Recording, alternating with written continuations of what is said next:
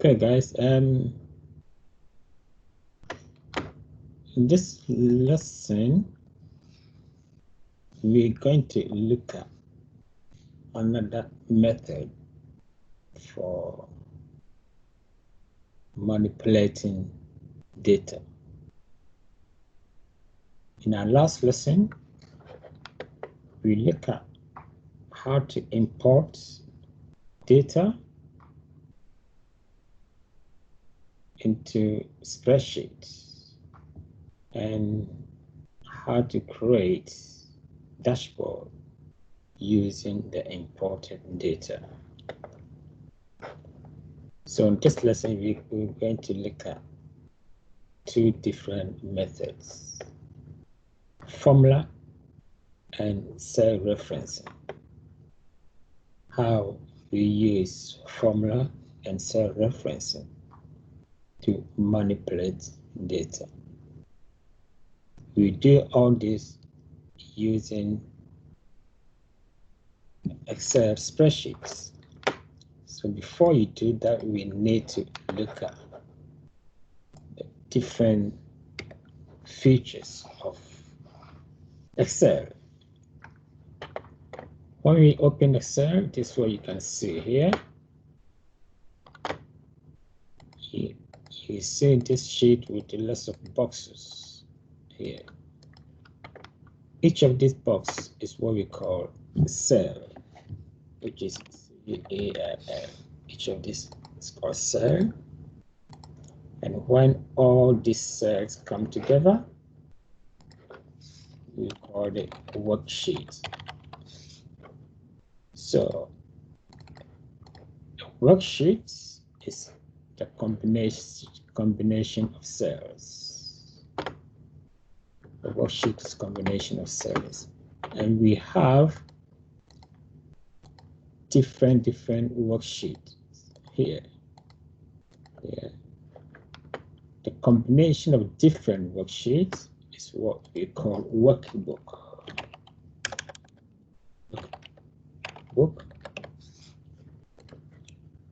So we have cells on the sheets, and the combination of the sheets come together to form a workbook. So these are the key terms that you need to understand. Worksheets is a combination of cells, and a workbook is a combination of worksheets. And each cell has its own name. We name a cell by using the column letter and the row number. So the name for this cell here is K7.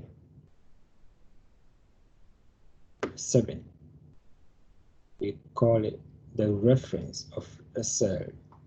So the cell referencing of this cell is K7. And the cell referencing for this cell here is N7.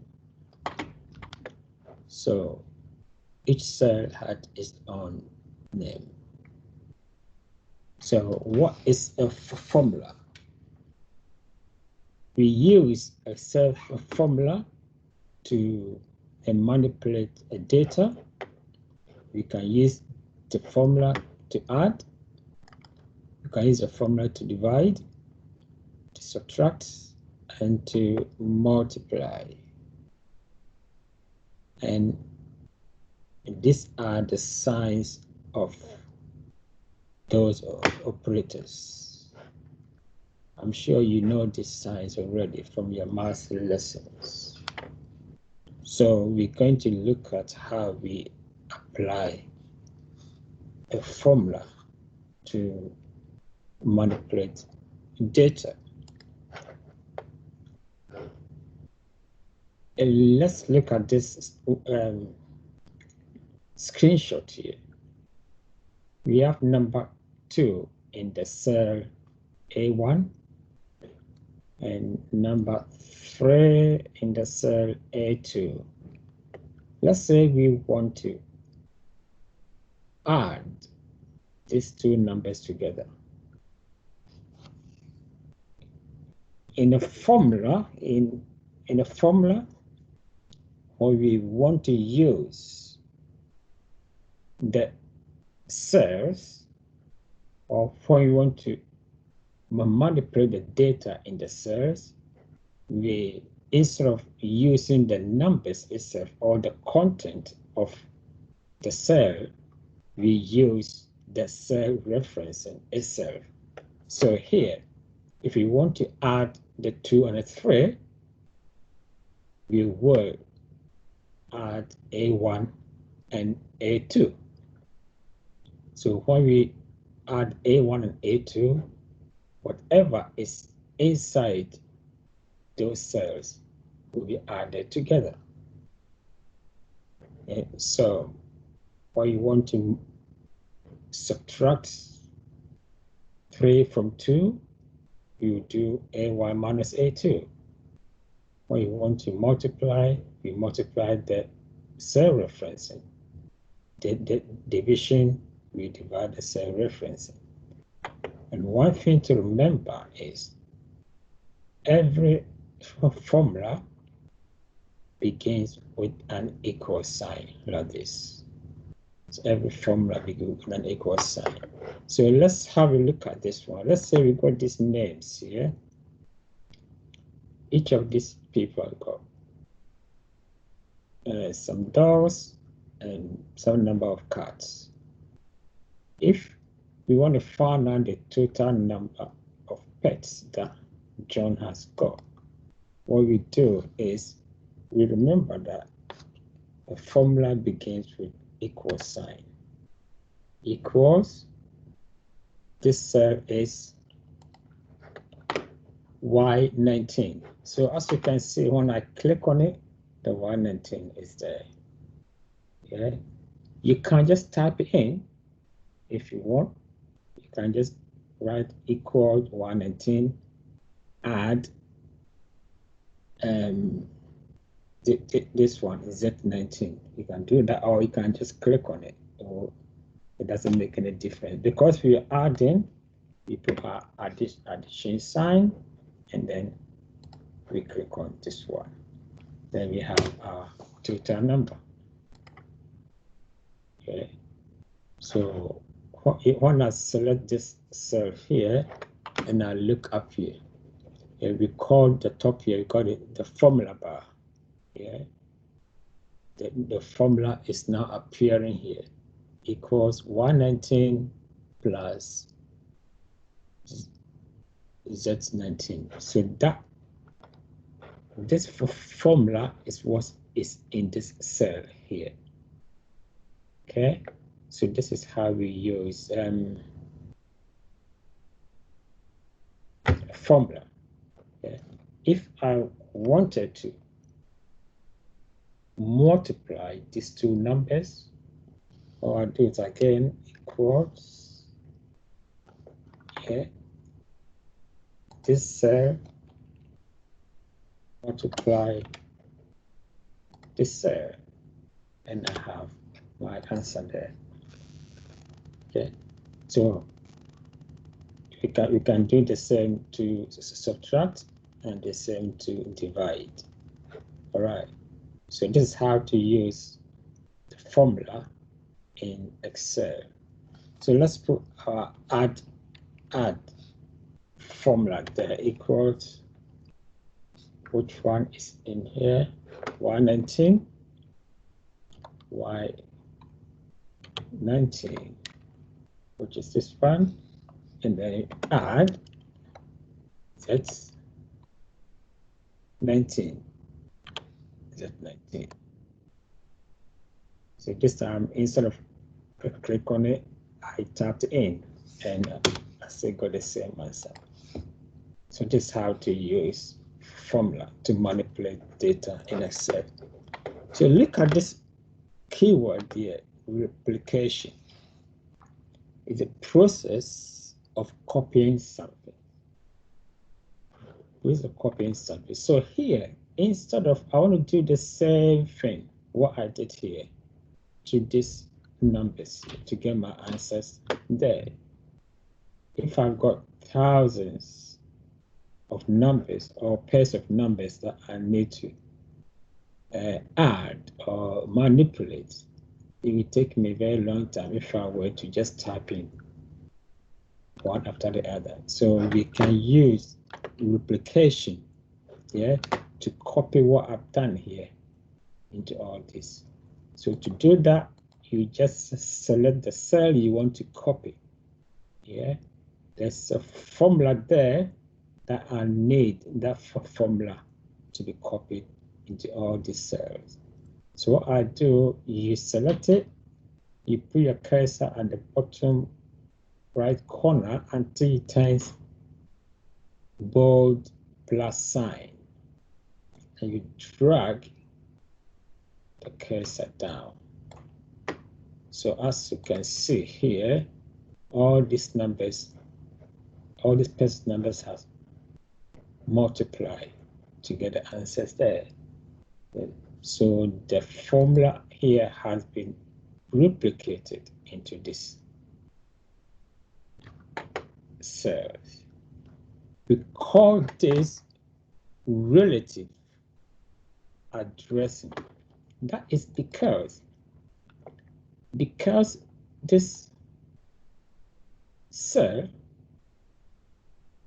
was added to this cell, yeah, the next cell just above it will also go and add to the cell.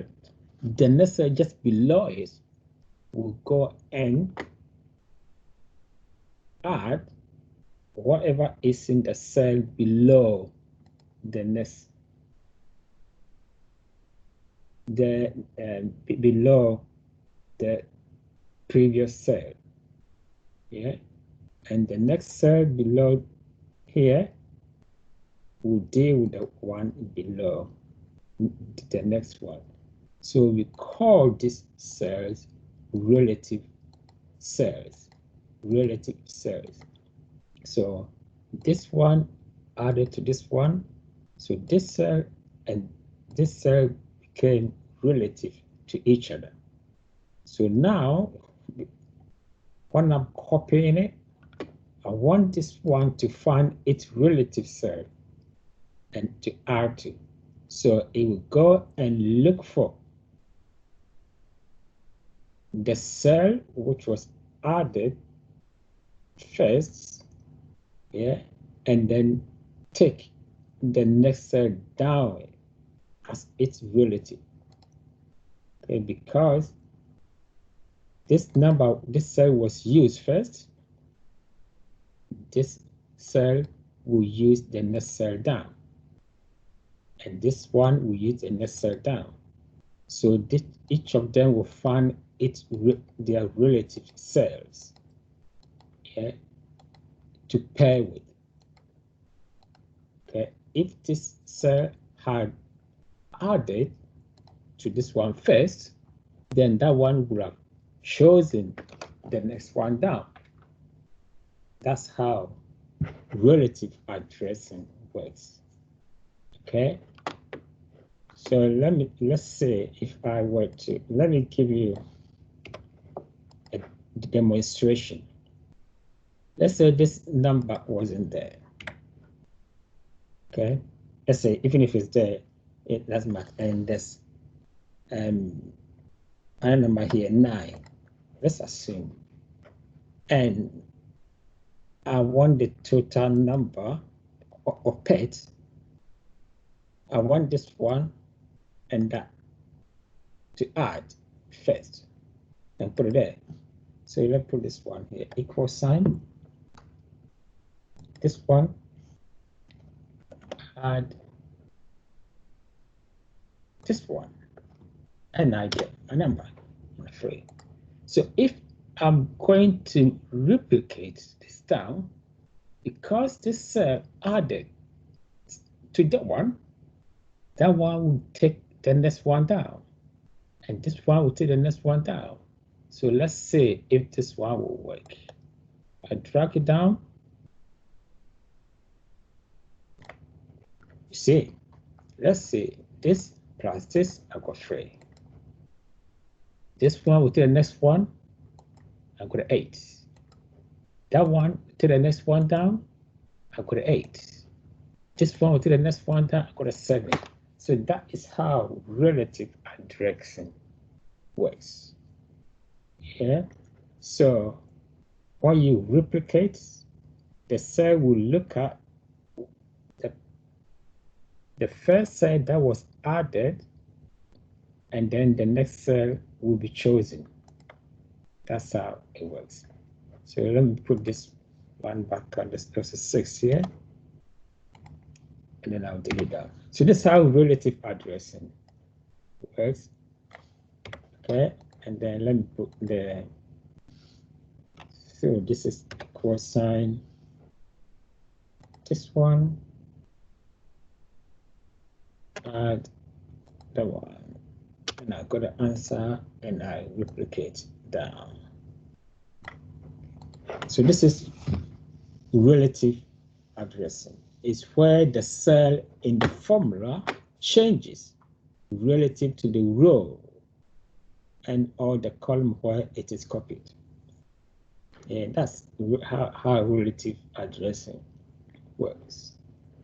Now let's look at another keyword, which is absolute addressing. Absolute addressing. So now let's say we have, we want to find out the total cost to take a pet to vets.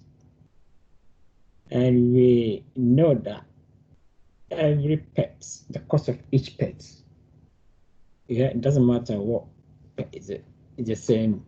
It's £4. Yeah, doesn't matter what, it's £4. So that means each of these numbers will multiply by the same number, £4 here. So this time, we want all the cells to go and multiply by a number in just one cell. They're not going to find their relative cells. They will find one absolute cell to multiply by. So we multiply this one by the 4 to get an answer here. So let's say equal sign. We know that the formula begins with equal sign. And then we multiply this one by the 4. I didn't put the multiply there. Let me go back. I put that one, then multiply by the 4 by AD14. That is a cell referencing for this one here. So I want all these cells to go back to multiply by the AD14. We need to make that AD14 absolute. You need to tell all these cells that all of you must go and multiply your cell by whatever is in that cell. So we need to do something to this cell here to tell this to go there. What we do is we use that the dollar sign, this dollar sign, we use the dollar sign to go in front of the letters and the numbers. So this letter, the first letter, you put the dollar sign there, and the number 14, you put dollar sign there.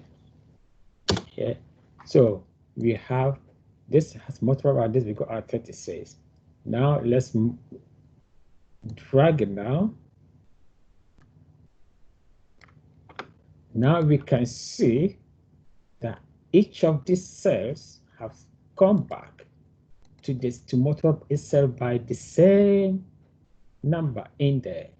8 times 4, 8 times 4, 7 times 4. Each of them has gone back to multiply itself by the number in the cell. That's because we wrapped the dollar sign around the cell reference of this cell here. Yeah, so this is what absolute referencing means. Absolute referencing is where the addresses do not change when the formula is copied.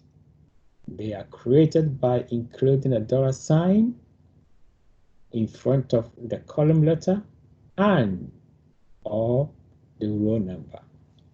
We must, sometimes we can just put it, if I select in here, sometimes we can just put it in front.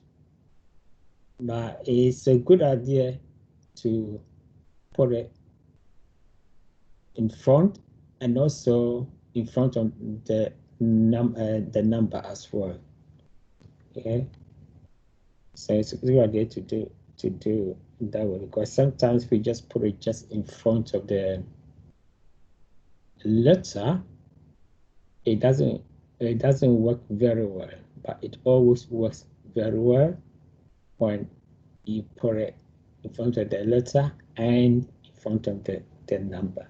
So this is how absolute cell referencing works. Yeah. So there's worksheets that you are going to complete, which I have put in Teams. Yeah, the worksheet you're going to complete, I'll show you here first before you go back to complete it. Let me stop this one. The worksheets.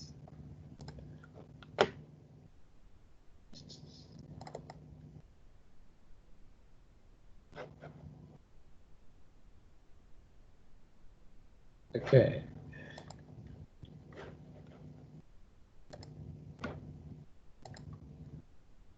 Share. And this is the worksheet. So this is the first part of the worksheet. When you go to Teams, you see this worksheet here. It's 2 of them.